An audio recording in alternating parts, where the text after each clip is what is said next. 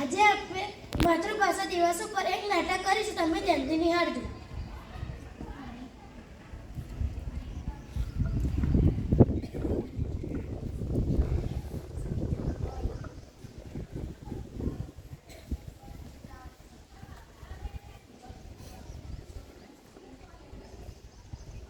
આવો બેટા, શું થયું તને? બેસ. દાદાજી આજે મને સ્કૂલમાં બહુ જ વટ પડી. ટીચરે મમ્મી અને પપ્પાને પણ બોલાવ્યા છે, દંડ પણ ભરવાનો છે. જરૂર તું એ જ કાંઈ કર્યું હશે. બેટા તમે શાંત થઈ જાઓ, હું પૂછું છું. આજે હું અને મારી ફ્રેન્ડ સ્કૂલના બ્રેક ટાઈમમાં ગુજરાતીમાં વાતો કરતા હતા. તે સમયે અમને ટીચરે જોઈ લીધા, ત્યારે અમને ખૂબ જ વટ પડી. What? How many times I do you all please talk to her in English, but you guys I never understand. See now what happened? બેટા તમે શાંત થઈ જાઓ. હું હરદીપને કાલે એના જોડે મોકલીશ અને તે તેની સ્કૂલમાં મળી આવશે. બેટા તમે હાથ પગ ધોઈને જમી લો. બેટા હરદીપ. જી બાપુજી. સાંભળો, તમે હરદીપને કાલે એકલા નહીં મોકલશો, તમે પણ જોડે જજો. અરે હું કઈ કરીશ. ચાલ બેટા, તમે બધા શું જુઓ છો? તમે તમારું કામ કરો. હરદીપ અને પ્રીતના ઈશાની ઇંગ્લિશ મીડિયમ શાળામાં જાય છે પ્રિન્સિપાલને મળવા. Knock knock. May I come in, madam? Come in. How can I help you? I am Tisha's father and he is Tisha's grandfather, Mr. Preet Naik. Oh, yes, that girl who you speak in Gujarati, I remembered. Madam. How many times I told you on school premises nobody is allowed speaking other language other than English. We know that very well. We are sorry about that. I am accepting the parents that talk in English at home, but you people will not understand. પણ એ તો અમારી માતૃભાષા છે.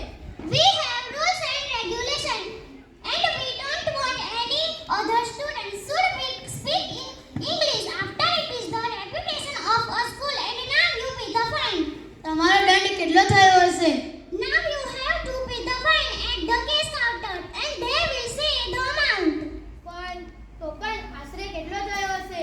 Rupees 2000.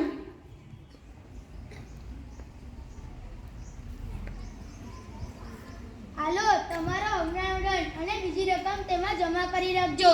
જ્યારે મારી ટીકલી ગુજરાતીમાં વાત કરે ત્યારે એમાંથી કાપી લેજો. અમે ગુજરાતી થઈને આટલી મોટી શાળામાં દાખલો લેવાની ક્ષમતા ધરાવીએ તો દંડ ભરવાની ક્ષમતા તો ધરાવીએ જ ને. બાળક ગુજરાતીના બદલે અંગ્રેજી સરસ બોલતો થાય તે માટે તમારી શાળામાં સરસ આયોજન કર્યું હશે. મારી ડીંગલી પણ બાળકના મનમાં ખોટી છબી પડી જાય છે. તેને લાગે છે કે ગુજરાતી બોલવું અપરાધ છે. તે અપરાધ મારી ડીંગલી નહીં કરે. જેમ કે ડોલરની સામે રૂપિયો ઓછો થઈ જાય, ડોલરની સામે રૂપિયો ઓછો થઈ જાય, તો એવું નહીં સમજવાનું કે અંગ્રેજીની સામે ગુજરાતી ઓછો થઈ જાય. ઇંગ્લિશ ઇંગ્લિશ ઇંગ્લિશ, જ્યાં જુઓ ત્યાં ઇંગ્લિશ. હસતા ઇંગ્લિશ, રડતા ઇંગ્લિશ, જ્યાં જુઓ ત્યાં ઇંગ્લિશ. ઇંગ્લિશ ઇંગ્લિશ ઇંગ્લિશ, જ્યાં જુઓ ત્યાં ઇંગ્લિશ. સૂતા ઇંગ્લિશ, જાગતા ઇંગ્લિશ, જ્યાં જુઓ ત્યાં ઇંગ્લિશ. ઇંગ્લિશ ઇંગ્લિશ ઇંગ્લિશ, જ્યાં જુઓ ત્યાં ઇંગ્લિશ. રમતા ઇંગ્લિશ, ગમતા ઇંગ્લિશ, જ્યાં જુઓ ત્યાં ઇંગ્લિશ. ઇંગ્લિશ ઇંગ્લિશ ઇંગ્લિશ, જ્યાં જુઓ ત્યાં ઇંગ્લિશ. ઓફિસમાં ઇંગ્લિશ, ઘરમાં ઇંગ્લિશ, જ્યાં જુઓ ત્યાં ઇંગ્લિશ. ઇંગ્લિશ ઇંગ્લિશ ઇંગ્લિશ, જ્યાં જુઓ ત્યાં ઇંગ્લિશ. ચાલતા ઇંગ્લિશ, ફરતા ઇંગ્લિશ, જ્યાં જુઓ ત્યાં ઇંગ્લિશ. ઇંગ્લિશ ઇંગ્લિશ ઇંગ્લિશ, જ્યાં જુઓ ત્યાં ઇંગ્લિશ. ફેસબુકમાં ઇંગ્લિશ, ટ્વિટરમાં ઇંગ્લિશ, જ્યાં જુઓ ત્યાં ઇંગ્લિશ. ઇંગ્લિશ ઇંગ્લિશ ઇંગ્લિશ, જ્યાં જુઓ ત્યાં ઇંગ્લિશ. ગાતા ઇંગ્લિશ, વગતા ઇંગ્લિશ, જ્યાં જુઓ ત્યાં ઇંગ્લિશ. પતન કરી નાખ્યું છે આ ઇંગ્લિશે.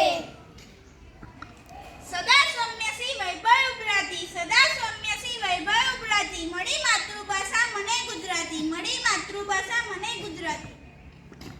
માતૃભાષા એ આપનો ખજાનો છે, જે પેઢી દર પેઢી વિરાસતમાં આપવાની હોય તે આપણી સૌની ફરજ છે.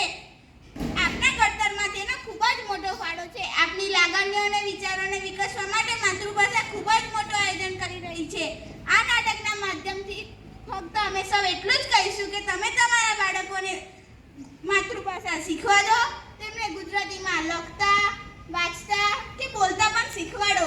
અને તમને તો સમજાઈ જ ગયું હશે. હવે નિર્ણય તમારો છે અને આ વાત જેને સમજાય